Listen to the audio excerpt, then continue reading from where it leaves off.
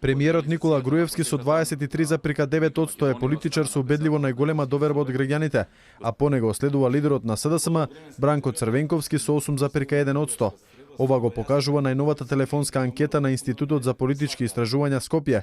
Лидерот на ДУЈ Али Ахмети има 7,4% доверба, потоа следува Мендух Тачи со 3,8%, Радмила Шекеринска со 2,5% и Руфи Османи со 1,2% доверба.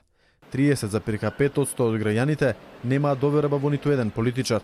На прашањето доколку утре се одржат парламентарни избори, 23,9% би гласале за ВМРО ДПМН, 13,6% за СДСМ, 7,5% за ДУЈ, 3,8% за ДПА и 1,3% за НДП на Руфи Османи.